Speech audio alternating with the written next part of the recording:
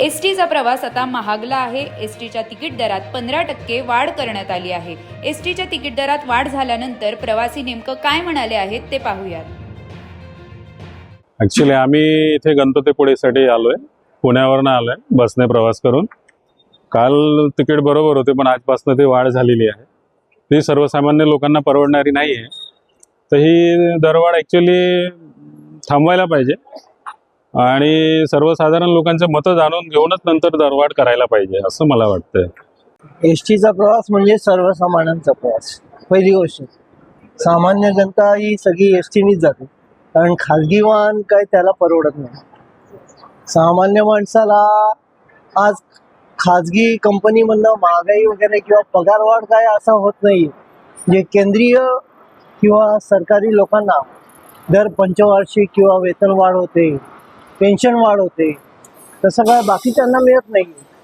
शिवाय diesel petrol काय एवढे काय वाढलेले नाही, उलटी त्यांची महागाई किंवा त्यांची किंमत कमीच झालेली नाही।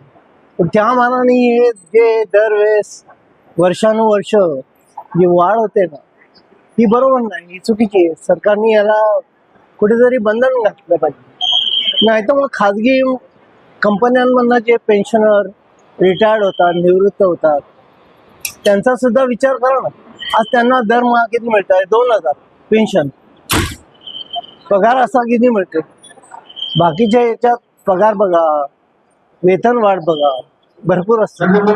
त्यामुळे ही जी महागाई ही याला लागून नाही, मूल्याला लागून नाही, अवमूल्यन व्यवस्थित करावं सगळ्या गोष्टीचं, नाही तर मग करू नये। आणि जर तुम्हाला महागाई करायची असेल तर त्याप्रमाणे खाजगी याच्यात जे कामाला आहेत, निवृत्त होतात, त्यांची सुद्धा तशी दरवाढ करावी। आज बाजारभाव म्हटलं तरी, भाजीपाला घ्यायचं म्हटलं तरी सामान्य माणसाला अवघड होते, आणि त्यात ही वाढ, त्याच्यामुळे त्याचा कंबरडं मोडल्याशिवाय राहतच नाही।